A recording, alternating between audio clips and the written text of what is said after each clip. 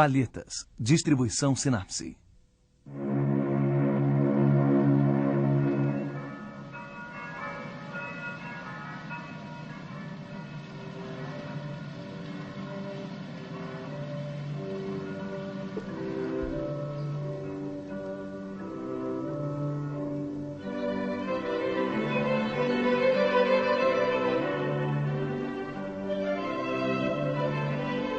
Um quadro em julgamento.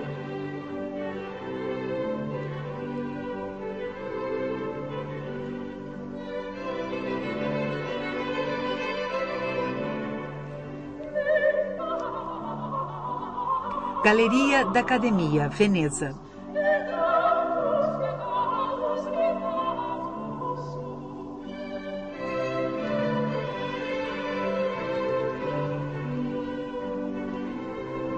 A Ceia na Casa de Levi, 1573.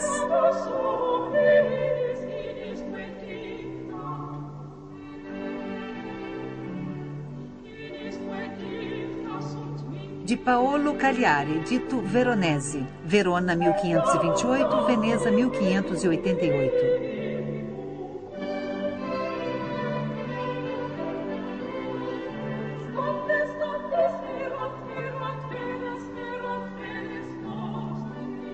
A Ceia na Casa de Levi, que ocupa uma parede inteira da Galeria da Academia em Veneza, foi pintada por Veronese entre 1571 e 1573. Quadro de grande tamanho, medindo 13,10 metros por 5,55 metros, muito equilibrado, obedece a normas de composição clássica em sua estrutura. Todos os personagens estão reunidos no terço inferior de um retângulo de comprimento incomum.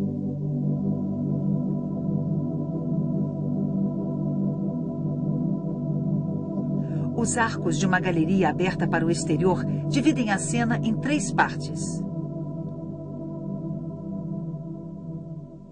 Os capitéis, as colunas, os edifícios são inspirados em Andrea Palladio, o arquiteto que na época remodelava Veneza inspirando-se na antiguidade. As escadas, com balaustrada, intensificam a simetria e acentuam o efeito da perspectiva.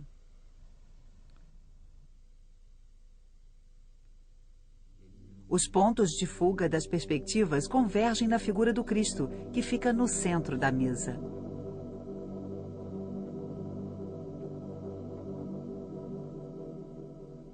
Cristo é ladeado por São João, São Pedro e outros apóstolos. Em frente a eles, Judas e Levi ocupam posições simétricas em relação ao centro da mesa.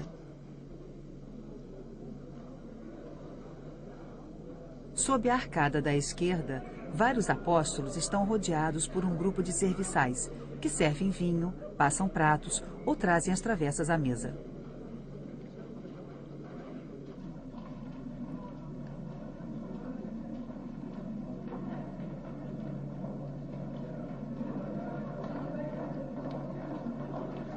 Sob a arcada da direita, o restante do banquete, mais apóstolos, pajens, servos e soldados.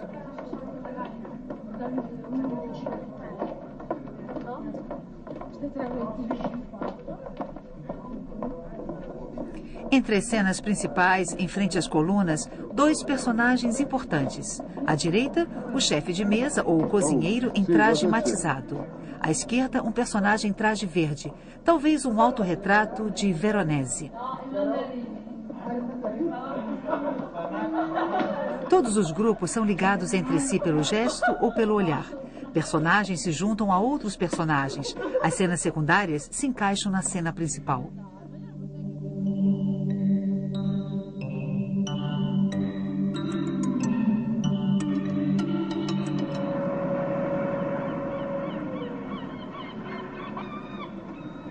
Apesar da profusão de personagens, toda a composição mostra que se trata da última ceia, a última refeição de Cristo com seus discípulos, um dos episódios do Novo Testamento mais representados pelos pintores. Veronese já havia se tornado célebre por pintar outros banquetes, como as bodas de Caná, Le Repas chez Simon ou a ceia de São Gregório. Geralmente, estas telas eram encomendadas por ordens religiosas para decorar o refeitório dos conventos. Durante a refeição, os monges tinham à vista uma lembrança do sacramento da Eucaristia. Os formatos de cada tela eram determinados pela arquitetura dos locais aos quais as telas eram destinadas. Veronese pintou as bodas de Caná para o mosteiro beneditino de San Giorgio Maggiore, em 1563. O quadro, atualmente no Museu do Louvre, foi por muito tempo o orgulho do mosteiro. Do mesmo modo, Veronese pintou esse quadro para substituir outro de Tiziano, destruído em 1571, em um incêndio do refeitório do convento dominicano de São João e São Paulo, convento que atualmente foi incorporado ao prédio do Hospital de Veneza.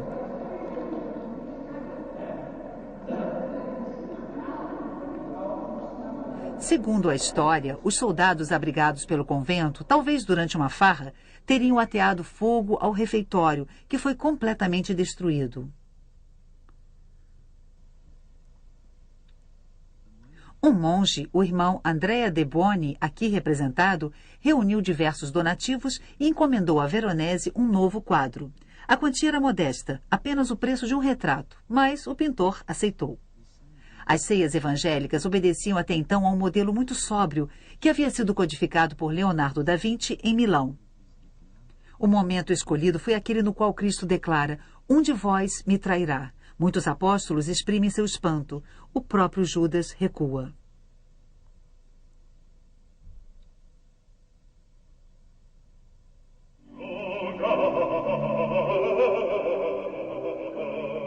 Veronese transforma completamente o espaço e o espírito da Santa Ceia. Dos 15 personagens principais, ele passa a 50. Ele retrata um grande banquete veneziano em que reúne personagens ricamente vestidos e festivos.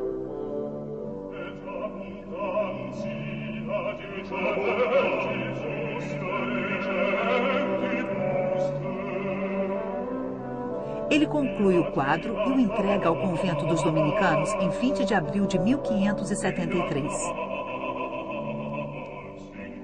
3 meses mais tarde, ele é intimado pelo Tribunal da Inquisição. Convocado pelo Santo Ofício perante o Tribunal Sagrado, o mestre Paolo Cagliari Veronese, que vivia na paróquia de San Samuele, interrogado sobre seu nome e sobrenome, confirmou. Sobre sua profissão, respondeu: "Eu sou pintor e faço figuras." "E o senhor tem conhecimento dos motivos pelos quais foi intimado?" "Não, senhor." "Nem imagina quais sejam essas razões?" "O prior do convento de São João e São Paulo disse que esteve aqui e que vossas ilustríssimas senhorias o haviam incumbido de mandar que eu colocasse no quadro a figura de uma Madalena em vez de um cachorro. Eu respondi que teria o maior prazer em fazer tudo o que fosse necessário em nome de minha honra e da honra do quadro, mas que eu não compreendia o que a figura de Madalena teria a ver com a cena." Nesta Santa Ceia que o senhor pintou para o São João e São Paulo, o que representa aquele personagem que tem sangue saindo pelo nariz? É um servo e um acidente qualquer o fez sangrar pelo nariz. O que nos diz dessas pessoas armadas e vestidas à moda alemã portando alabardas? Será necessário que eu diga cerca de 20 palavras. Pois diga. Nós, pintores, nos apropriamos de uma licença que pertence aos poetas e loucos. E eu pintei esses alabardeiros, um bebendo e outro comendo embaixo de uma escada, prontos, aliás, a dar conta do seu serviço, porque me pareceu conveniente e possível que o senhor da casa, rico e magnífico, segundo o que me disseram, tivesse tais servos.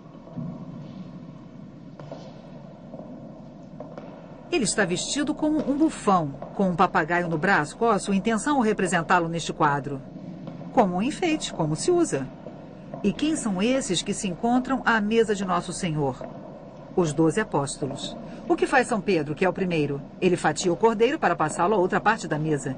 E o que está ao lado dele? Segura a travessa para receber o que São Pedro vai lhe dar.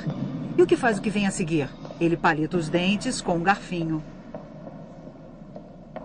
Quem são, na verdade, as pessoas que o senhor retratou nesta Santa Ceia? Eu acredito que só o Cristo e seus apóstolos, mas quando me sobra espaço em um quadro, eu o adorno com personagens que me vêm à cabeça.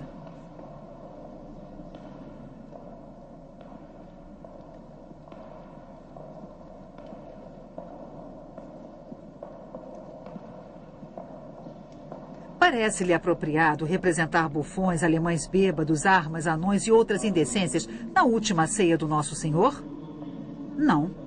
Então Então por que o senhor os pintou? Segundo o que vejo, essas pessoas estão fora do local onde ocorria a Santa Ceia. O senhor não sabe que na Alemanha e outros locais infestados de heresia, eles têm o costume, com suas pinturas cheias de tolices, de aviltar e ridicularizar os conceitos da Santa Igreja Católica para ensinar a falsa doutrina aos ignorantes ou desprovidos de bom senso?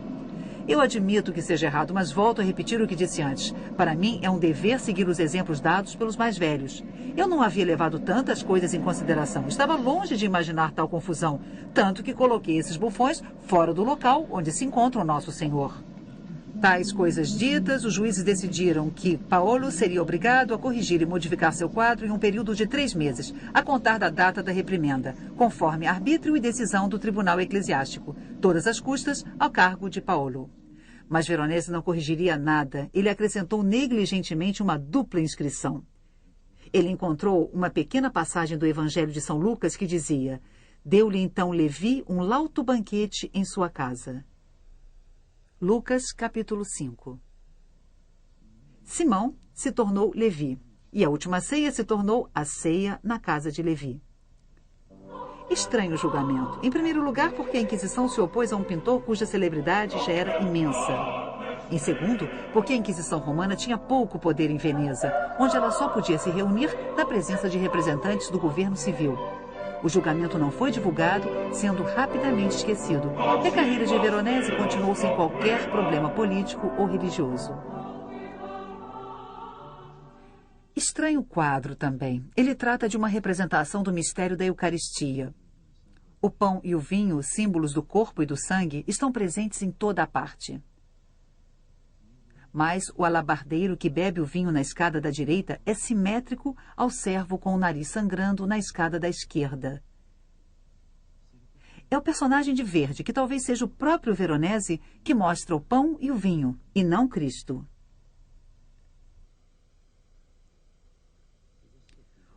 Os pratos colocados acima das cabeças lembram auréolas.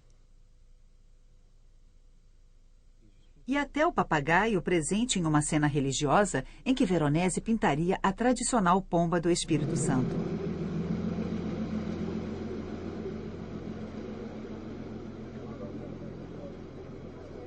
Não se conhecem imagens dos ateliês de pintura do Renascimento. Eles deviam ser repletos de material para pintura e também objetos dos mais diversos utilizados como modelos.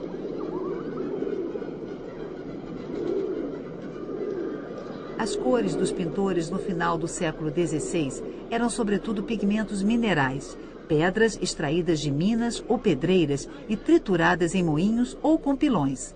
Assim, a paleta de Veronese devia ser limitada a uma dúzia de minerais de base simples. O pigmento mais comum é o branco de cerusa, um carbonato de chumbo utilizado quase sempre em misturas com outros pigmentos.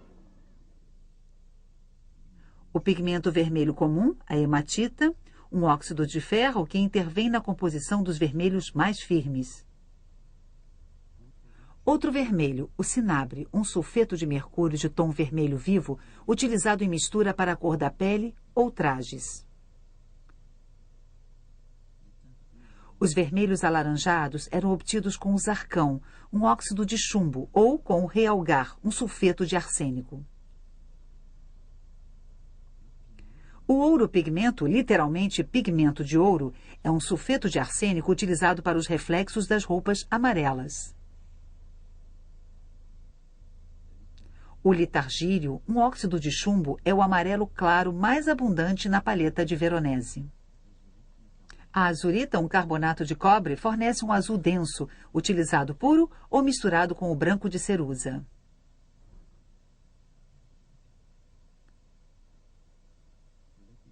O lápis lazuli, uma pedra preciosa, fornece o azul ultramar. Raríssima na ceia na casa de Levi, um quadro barato. Esta cor extremamente cara existe em grande quantidade em O Casamento Místico de Santa Catarina. A malaquita, um carbonato de cobre, é utilizada por Veronese em forma de um pó composto de vários grãos, mais ou menos finos, para obter diversos tons de verde. Este pigmento é a origem do famoso verde Veronese. Veronese utilizava também diversos pigmentos comuns que ele misturava: laca vermelha, laca violeta, ocre castanho avermelhado e ocre castanho amarelado. Todas as cores, todas as texturas, todos os efeitos de luz eram obtidos pela simples mistura destes pigmentos básicos.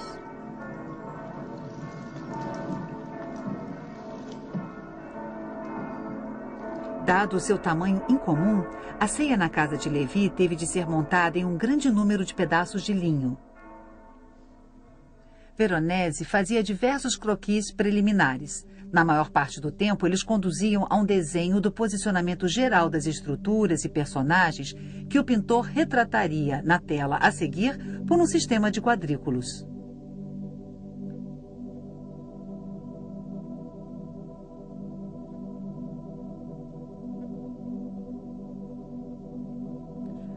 Atualmente, conhecemos os esboços do quadro A Ceia na Casa de Levi. Mas embaixo das camadas de tinta, distinguem-se, graças à fotografia em infravermelho, os quadrículos de posicionamento e o desenho.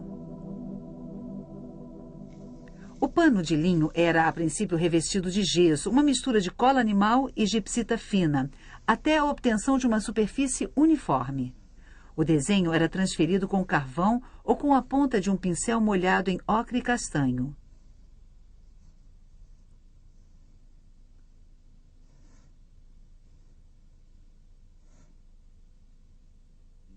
As cores eram preparadas com óleo de linhaça.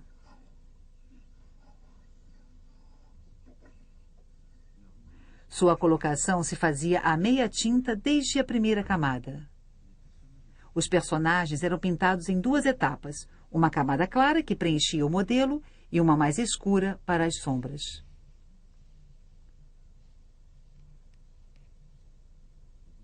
As diversas formas de claro e escuro eram obtidas na variação das proporções entre os pigmentos claros e os escuros. Mas Veronese não utilizava o preto.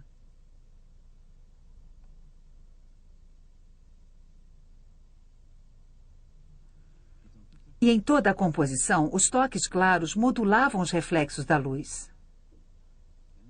A análise ao raio-x mostra que este personagem, inspirado no busto do imperador romano Vitélio, foi inteiramente posicionado desde as primeiras pinceladas. A pequena espessura da camada e a técnica pictórica de Veronese são bem evidenciadas pela análise de amostras microscópicas.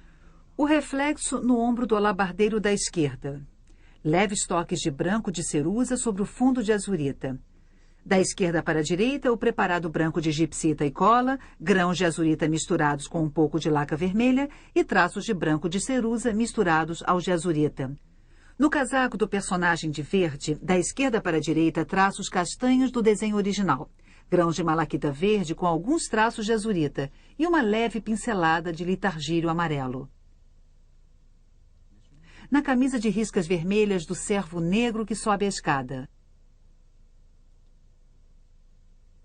Por cima do preparado de gesso, uma camada de branco de cerusa e uma fina camada de cinabre e laca vermelha, onde podemos distinguir grãos de negro de carbono e azurita.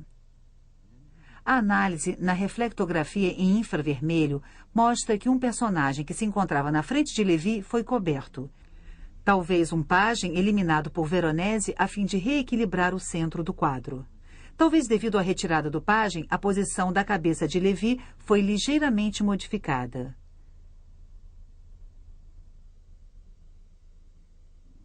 Vemos ainda os traços embaixo do fundo azul pálido.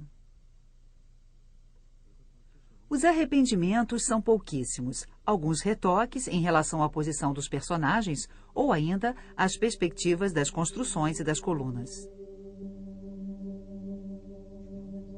Veronese adora saturar o espaço de personagens e criar grupos de contraste. Atrás do perfil regular de Levi, ele cria um perfil de nariz pequeno e achatado. Atrás do triste Judas, um semblante suave ao estilo de Leonardo da Vinci. Atrás do pálido cozinheiro, um rosto africano.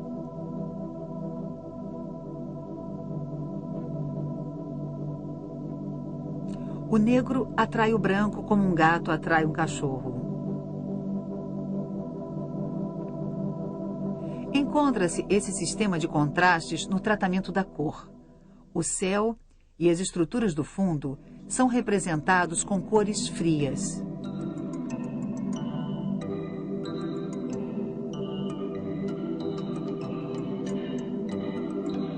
Ao contrário, as estruturas do proscênio são representadas com cores quentes. Este procedimento acentua a ilusão de profundidade dada pela perspectiva. De longe, o quadro aparenta um tom uniforme bastante neutro, pouco contrastado e de uma homogeneidade notável. Mas quando nos aproximamos, os detalhes e as cores vivas evidenciam-se e tem-se então uma impressão de grande diversidade. No entanto, as tintas de A Ceia na Casa de Levi são bastante simples. Todos os tons são obtidos através de degradês das cores de base. E os componentes coloridos se equilibram em todo o quadro.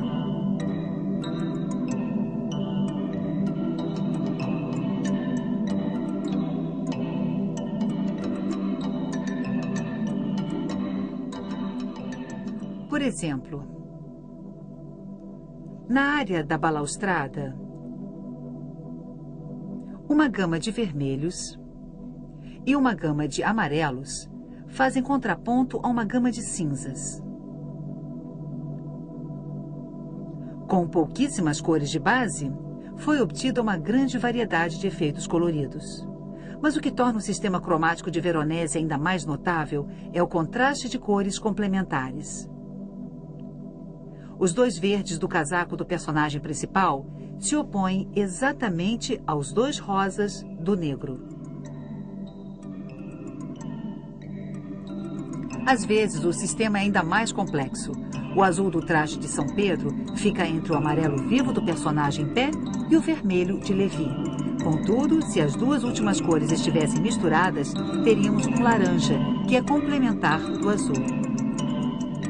As cores de toda a área central são ligadas entre si e distribuídas de um modo muito rigoroso, a fim de obter a maior luminosidade. O quadro, atualmente na Galeria da Academia, permaneceu durante muito tempo no refeitório de São João e São Paulo.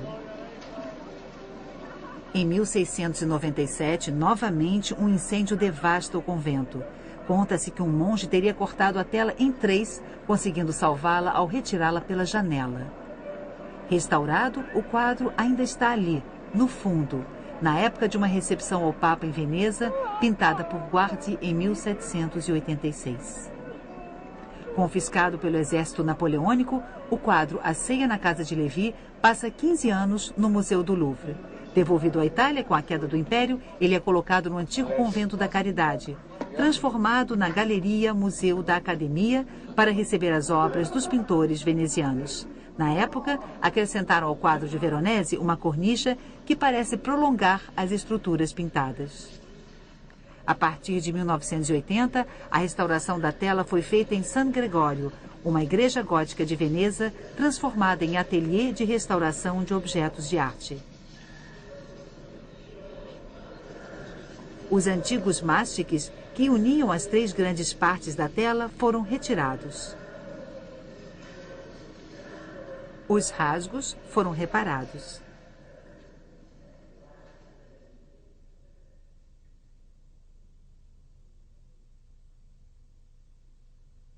No século XIX, os restauradores acharam por bem repintar áreas inteiras do quadro, transformando completamente as cores e suas relações. O céu, em particular, foi repintado com pigmentos modernos, como o azul da Prússia, e recebeu um tom rosa. Do mesmo modo, os trajes e os rostos dos personagens ganharam tons atuais. A isto, acrescenta-se a oxidação de camadas sucessivas de verniz. As limpezas feitas durante a campanha de restauração permitiram a reconstituição de um céu mais próximo do original.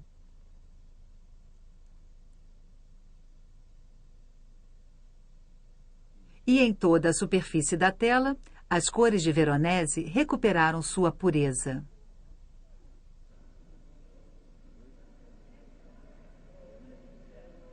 Após tais operações, os 3 painéis foram montados e colados em uma tela de sustentação. Eis os intervalos entre as partes devido aos danos sofridos pela tela no século XVIII, depois do seu corte e do seu reajuste aproximado. 8 centímetros à esquerda e 5 à direita. As partes que faltavam puderam ser repintadas com base nas cópias e gravuras do quadro feitas antes do incêndio. Por exemplo, nesta fotografia com pouca luz, nota-se que as duas bordas da tela foram grosseiramente reajustadas e que o braço do cozinheiro foi reduzido. O novo afastamento dos painéis restitui a proporção exata. Assim como a sutura da esquerda que passava pelo bufão. Os restauradores anteriores haviam recriado a cabeça do pássaro utilizando o colo do personagem. A última restauração devolveu à cena o seu aspecto original.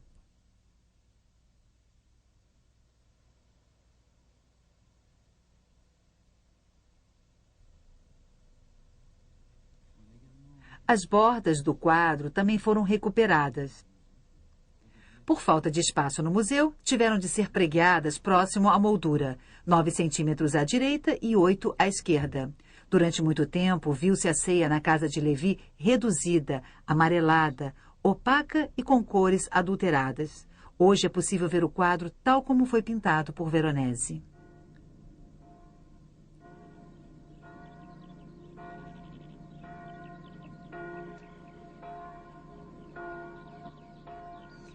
Para o público em geral, Veronese é sobretudo um nome comum. O nome de uma cor, aliás, muito mal definida.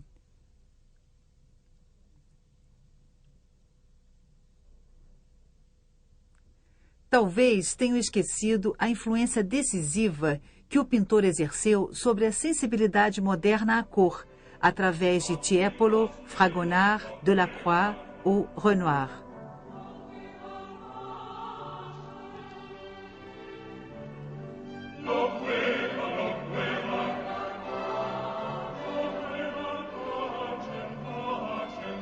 A vida do homem é mal conhecida, mas a obra está presente, enorme. Os afrescos da Vila Barbaro, em Mazères, perto de Treviso, onde Veronese usou o trompe-l'œil e onde criou com 3 séculos de antecedência a pintura impressionista. As pinturas da igreja de San Sebastiano, que o pintor passou a vida a decorar e onde ele está enterrado. As pinturas do Palácio dos Doges, onde ele decorou vários salões em diversas etapas de sua carreira. Enfim, inúmeras telas que os colecionadores europeus disputam a preço de ouro desde o século XVII.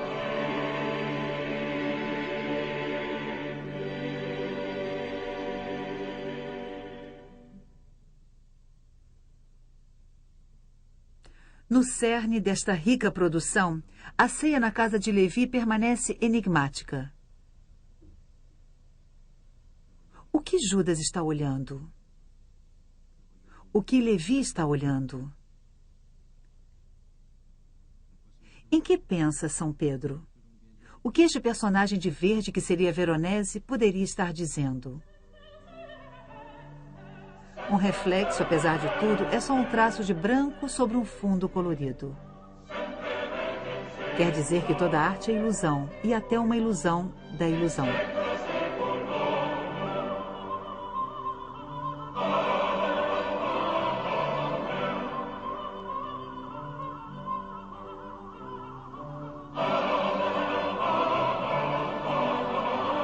Ou ainda que o verdadeiro dono da casa não é aquele que pensamos. No fim do Renascimento, Cristo ocupa o centro do quadro segundo um princípio clássico. Mas aqui ele passa ao último plano, e é o pintor em pessoa que ocupa o primeiro plano da cena.